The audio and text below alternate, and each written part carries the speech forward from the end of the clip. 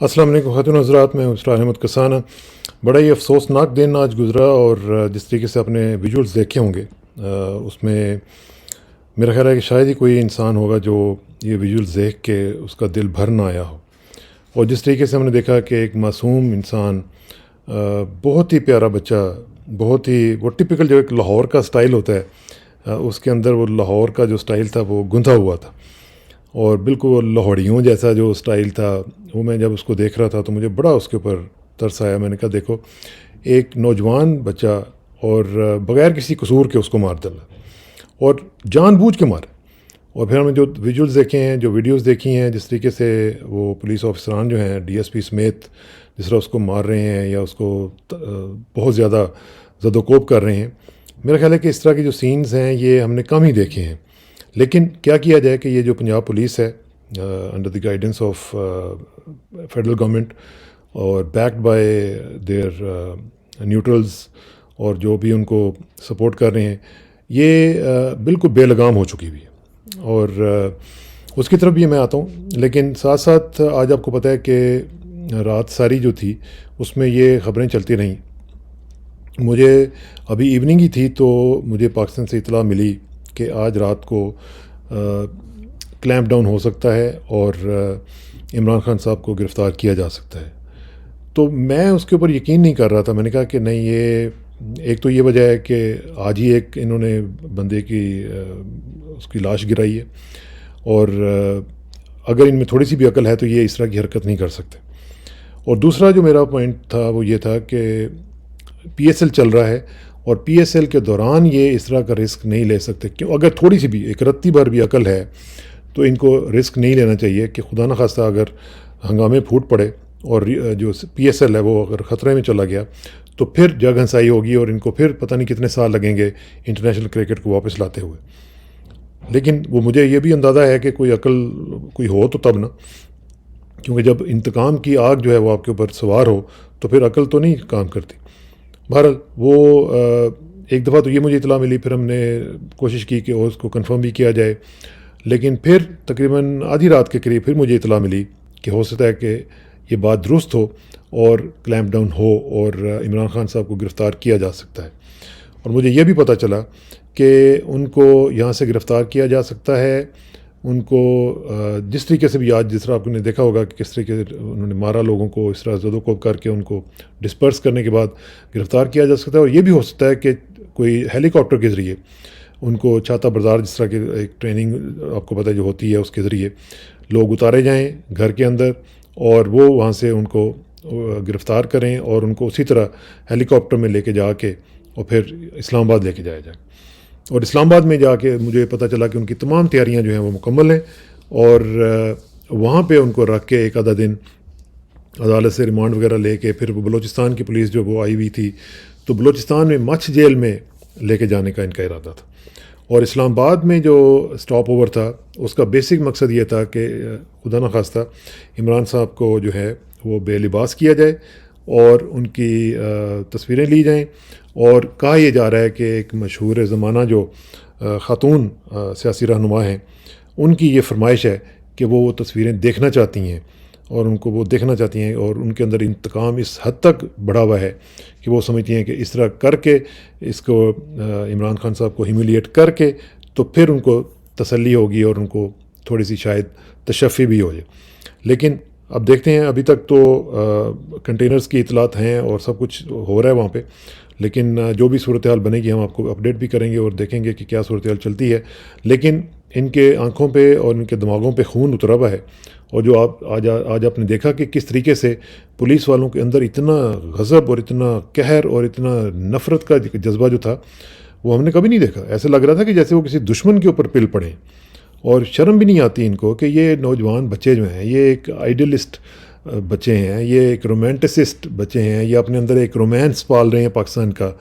ان کو تو نہیں پتا کہ پاکستان کس طرح بنا تھا، لیکن ان کو ایک لیڈر میں وہ چیز نظر آتی ہے کہ جو سمجھتے ہیں کہ ہمیں ہماری منزل تک لے کے جانے کے قابل ہے۔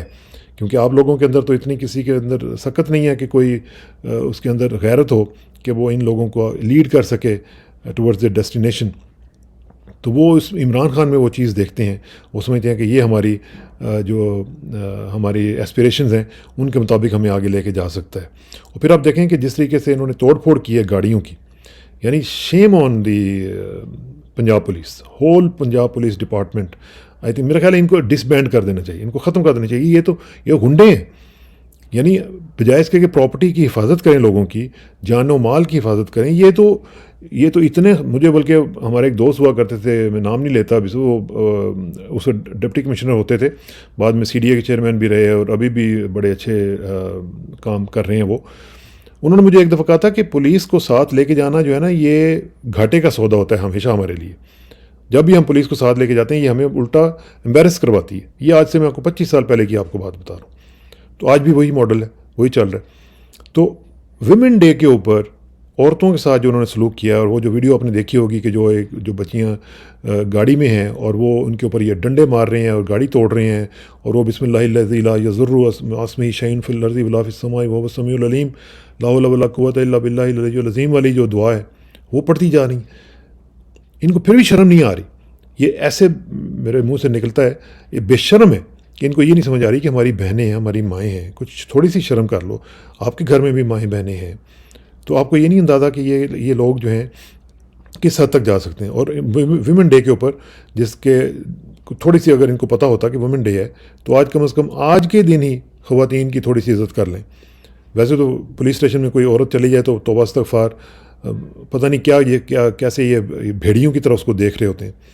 تو بہت ہی شرمناک صورتحال، بہت ہی میں سمجھتا ہوں کہ اتنی خطرناک صورتحال جو میں سمجھتا ہوں کہ یہ اس وقت نہیں ہونی چاہیے تھی، اور خاص طور پہ اس وقت کہ جب پاکستان جو ہے وہ اس بہت ہی نازک موڑ سے گزر رہا ہے۔ پھر اب دیکھیں انہوں نے ایک بندے کو مار دیا، جان بوجھ کے مارا، اور پھر ابھی بھی مجھے یقین ہے کہ یہ کہیں گے نہیں یہ تو جناب وہ ایسے ہو گیا، وہ ہو گیا، ہم نے تو اس کو کچھ بھی نہیں کیا۔ لیکن انہوں نے دیکھا کہ کیسے ایک سادہ سا بچہ، اور پھر میں نے ان کے والد صاحب کا انٹرویو دیکھا، سلام ہے جی اس شخص کے اوپر بھی، یعنی اس کا بیٹا آج شہید ہوا ہے، اور وہ پھر بھی یہ کہہ رہا تھا کہ نہیں ہم لڑیں گے، ہم اپنے پاکستان کے لیے کریں گے۔ عمران خان صاحب کو وہ کہہ رہا تھا کہ عاشق رسول صلی اللہ علیہ وسلم ہے۔ تو اتنا حوصلہ میں نے کم ہی کسی میں دیکھا ہے، اور یہ اس وقت تک نہیں آتا جب تک کہ اللہ تعالیٰ نہ آپ کو توفیق دے۔ وما توفیقی الا باللہ علیہ توکلت والیہ انیب، یہ ہو نہیں سکتا کہ آپ کو اس طرح کا حوصلہ اللہ کی مہربانی کے بغیر مل جائے۔ دوبارہ انہوں نے گرفتار کیا لوگوں کو، بہت سے لوگوں کو گرفتار کر کے ٹیرر پھیلایا، اور ٹیرر پھیلانے کا مقصد کیا تھا کہ لوگ بھاگ جائیں یہاں سے، لوگ چلے جائیں اور لوگ عمران خان کا ساتھ چھوڑ دیں۔ اور یہ سب کچھ کون کر رہا تھا؟ یہ سب کچھ ایک کیئر ٹیکر گورنمنٹ کر رہی تھی۔ کیئر ٹیکر گورنمنٹ، ویسے مجھے شرم سے یہ کہنا پڑتا ہے کہ led by a journalist, represented by a journalist, Aamir Mir صاحب میرے بڑے اچھے دوست، میرے ساتھ کولیگ رہے ہیں دا نیوز میں، اور مجھے شرم آ رہی تھی عامر آپ کی بات سن کے جب آپ ٹی وی کے اوپر یہ کہہ رہے تھے کہ عمران یہ ہوتا ہے، عمران فلانا یہ ہوتا ہے۔ آپ کا تو یہ مینڈیٹ ہی نہیں ہے، آپ کا تو مینڈیٹ صرف یہ ہے کہ آپ آئے ہیں، آپ نے الیکشن کروانے ہیں۔ اول تو مجھے شرم آ رہی ہے کہ آپ کو وزارت لینی نہیں چاہیے تھی، میں ایک دوست ہونے کے ناطے آپ کو کہہ رہا ہوں کہ کبھی بھی آپ کو یہ وزارت نہیں لینی چاہیے تھی، اور خاص طور پہ اس طرح کے حالات میں وزارت نہیں لینی چاہیے تھی۔ تو یہ تو آپ پارٹیزن ہو گئے ہوئے ہیں، آپ جرنلسٹ نہیں رہے۔ آپ اچھے خاصے جرنلسٹ ہوتے تھے، ایجوکیشن کی بیٹ کرتے تھے، میرے ساتھ ہوتے تھے آپ، لیکن کیا ہو گیا آپ کو؟ پروفیشنل جرنلسٹ تھے آپ، لیکن آہستہ آہستہ آپ نے بالکل وہ سب کچھ بھلا دیا، اور آپ عمران کے بکس میں اتنے آگے بڑھ گئے ہیں کہ آپ کو اپنا جرنلزم بھول گیا، اپنی آبجیکٹیوٹی بھول گئی ہے۔ تو میرا خیال ہے ابھی بھی آپ کے پاس وقت ہے کہ آپ واپس لوٹیں اور توبہ کریں، یہ جو کام آپ نے شروع کیا ہے، اور یہ جو آپ کا مینڈیٹ ہے یہ ہے نہیں، آپ کا مینڈیٹ یہ نہیں ہے لا اینڈ آرڈر کریٹ کرنا، لا اینڈ آرڈر کو آپ نے ٹھیک کرنا ہے، یا آپ نے عمران خان کو ٹیک آؤٹ کرنا ہے، یہ آپ کا مینڈیٹ ہے ہی نہیں۔ تو اس لیے کیئر ٹیکر گورنمنٹ کو اس کا مورد الزام ٹھہرانا چاہیے، جو کہ ایک پون کی طرح استعمال ہو رہی ہے، جس کا نہ کوئی اپنا کوئی سوچ ہے، نہ اپنی کوئی ان کی پالیسی ہے۔ اور جتنے بھی لوگ اس میں گئے ہوئے ہیں، کچھ اچھے لوگ بھی تھے، مثلا آئی ایل ایم والے جو ہیں، ابراہیم مراد جو ہیں، حسن مراد صاحب کے بیٹے جو ہیں، اس طرح کے جو لوگ ہیں، ان کو اس گند میں آنا ہی نہیں چاہیے تھا۔ بہرحال یہ ان کی مرضی ہے، ان کی چوائس ہے۔ تو بہرحال یہ میں آپ کو یہ بتا رہا ہوں کہ عمران خان جو ہیں، سب سے پہلے انہوں نے ان کو بین کیا، میڈیا پہ آپ نہیں آ سکتے جی۔ اچھا جی، پھر آپ نے پولیٹیکل ایکٹیویٹیز جو تھیں ان کے اوپر بین لگا دیے، اور اسی دن لگایا 144 اس دن آپ نے لگوا دی جس دن ابھی ہونی تھی ریلی، ادھر آپ عورت مارچ کروا رہے ہیں، ادھر حیا مارچ چل رہا ہے، اور ادھر آپ نے بے حیائی شروع کر دی ہے. پھر میڈیا کے بین کے بعد آپ نے ان کو تنگ کرنا شروع کر دیا، لوگوں کو گرفتار کیا، اور اس طرح کر کے آپ نے اس کو ریلی کو، میں تو سمجھتا ہوں کہ بڑا اچھا ڈیسیجن لیا عمران خان نے کہ ریلی کو کینسل کر دیا، کیونکہ ان کا کوئی پتہ نہیں تھا. یہ ایک ہی بجائے 10 بندے مار دیتے تو کیا ہو جانا تھا. پہلے ماڈل ٹاؤن ہوا نہیں تھا، تو یہ ماڈل ٹاؤن 2.0 ہوا ہے. تو اسی طرح کی یہ ریپیٹیشن کسی وقت بھی کر سکتے ہیں، ان سے کوئی بعید نہیں ہے. اور یہ جو پولیس ہے، اس کا تو ہمیں یقین ہو گیا ہوا ہے کہ اس کو تو بس صرف آرڈر دینے کی ضرورت ہے، اور یہ پل پڑتے ہیں، اور اس طرح پل پڑتے ہیں کہ جیسے ان کو پتہ نہیں کہ بھوک لگی ہوئی تھی، اور یہ خون خوار قسم کے جانور ہیں جن کو انسان کا خون چاہیے ہوتا ہے. تو اب رات کو انہوں نے وہاں پہ جناب الیکٹرسٹی جو ہے، بجلی وہ کاٹ دی، کنٹینرز پہنچا دیے. آپ کیا چاہتے ہیں؟ ایک طرف آپ الیکشن کی ڈیٹ دے رہے ہیں، دوسری طرف آپ الیکشن ایئرنگ نہیں کرنے دے رہے ہیں، ریلیز نہیں کرنے دے رہے ہیں. تو یہ ون سائیڈڈ کیسے الیکشن ہوگا؟ کیسے آپ یہ معاملہ جو وہ اس کو کریں گے؟ کیونکہ یہ مجھے لگ رہا ہے کہ یہ جو کرنٹ رجیم ہے، یہ تمام کے تمام جو سول رائٹس ہیں لوگوں کے، ان کو ختم کرنا چاہتی ہے. اور دوسری طرف میں دیکھ رہا تھا کہ ان کی وجہ سے ہماری جو جگ ہنسائی ہو رہی ہے انٹرنیشنل میڈیا میں نے دیکھا انٹرنیشنل لوگوں کے جو ٹویٹس ہیں، انٹرنیشنل جو آؤٹ لیٹس ہیں جرنلزم کے، جو وہ ہیں TRT سے لے کر BBC تک، اور دوسرے لوگ جو ہیں وہ اس کو رپورٹ کر رہے تھے کہ کیا ہمارا کیا وہاں پہ امیج جا رہا ہے، کیا لوگ کیا سوچ کیا رہے ہیں کہ کس طریقے سے یہ کر رہے ہیں. اور پھر اس سارے کا سارا جو ملبہ ہے یہ محسن نقوی کے اوپر نہیں پڑے گا، یہ اس اسٹیبلشمنٹ کے اوپر پڑے گا جو سب لوگوں کو پتہ ہے کہ پیچھے وہ ہے، ورنہ ان کی مجال نہیں ہے کہ اس طرح کی حرکتیں کریں. اور آپ کو پتہ ہی ہے کہ پچھلے دنوں میں جو کریگ مرے کا جو ایک ٹویٹ آیا تھا، میں بلکہ آپ کو دکھا بھی دیتا ہوں کہ اس نے کیا کہا تھا. اس نے یہی کہا تھا نا کہ یہ جو CIA کا the CIA is deposing of Imran Khan as Prime Minister for his opposition to the US drone campaign operating within and from Pakistan is probably the most underreported story of the last couple of years. پچھلے 2 سال میں سب سے زیادہ جو کم report ہونے والی خبر ہے وہ یہ ہے جو کہ عمران خان کو نکالا گیا US ڈرون کیمپین میں ساتھ نہ دینے کے حوالے سے اور ایبسولوٹلی ناٹ وغیرہ کہنے کے حوالے سے. تو اس کو آپ اس کے ساتھ جوڑ کے جب دیکھتے ہیں تو انٹرنیشنل اسٹیبلشمنٹ، ہماری کرنٹ اسٹیبلشمنٹ، یہ مل کے ان کے آگے پونز ہیں، جو یہ ہماری PDM ہے، پیچھے نیچے یہ جو کیئر ٹیکر لے کے آئے ہوئے ہیں، اور اس میں سارے کے سارے جو ہر جو انڈیویجول ہے وہ ان کا پون بنا ہوا ہے. اور یہ تاریخ میں لکھا جائے گا، یہ ایسے نہیں ہوگا، بھولا نہیں جائے گا، یہ لکھا جائے گا کہ یہ انہوں نے کیا کیا کیا تھا اور کس طریقے سے کیا تھا. تو اس لیے یہ جو ٹویٹ میں نے آپ کو دکھایا ہے، اس طرح کے ٹویٹس اور بھی ہیں، مختلف لوگوں نے یہ اس طرح کی چیزیں بتائی ہیں ہمیں. اور ایک انٹرنیشنل میڈیا جو اس کو بالکل، میں نے پچھلے دنوں میں بھی 2 جو انگلش میں لوگوں کے انٹرویوز کیے تھے، وہ سارے یہ دیکھ رہے ہیں کہ یہ کیا ہو کیا رہا ہے پاکستان میں. پولیس بروٹیلٹی کی کوئی حد ہوتی ہے، ٹھیک ہے نا. مطلب آپ نے PTI کے جو ورکرز ہیں ان کو آپ نے پکڑا، ان کو آپ نے مارا، آپ نے ان کی تباہی پھیر کے رکھ دیتی، لیکن مسئلہ یہ ہے کہ کوئی حد بھی تو ہوتی ہے نا. آپ نے ایک طرف تو مجھے بڑا افسوس ہے کہ جو PTI کے ورکرز تھے وہ کہتے رہے کہ آپ 25 مئی کے جو لوگ تھے رسپانسبل، آپ ان کا بدلہ لیں، آپ ان کو سزائیں دیں، لیکن کسی نے سزا نہیں دی. کس نے سزا دینی تھی؟ یہ PTI کے جتنے بھی سو کالڈ لیڈرز بنے پھرتے ہیں، یہ سارے اپورچونسٹ ہیں. یہ ان میں سے کوئی بھی ایسا نہیں ہے جس کا خمیر انقلاب سے اٹھا ہو. یہ سارے اسٹیٹس کو کے لوگ ہیں، اور یہ سارے بھاگ جاتے ہیں جیسے ہی کوئی بات ہو. یہ صرف گھر میں بیٹھ کے ٹویٹ کرتے ہیں، نکلو نکلو زمان پاک چلو، نکلو زمان پاک چلو. یہ خود کچھ بھی نہیں کرتے. یہ اندر سے ملے ہوئے ہیں سارے کے سارے. یہ عمران کو پھنسانے والے یہ لوگ ہیں. ورکرز جو ہیں وہ سارے کے سارے پیچھے رہ جاتے ہیں، یہ آگے آ جاتے ہیں اور یہ پھر آ کے ٹیک اوور کر لیتے ہیں.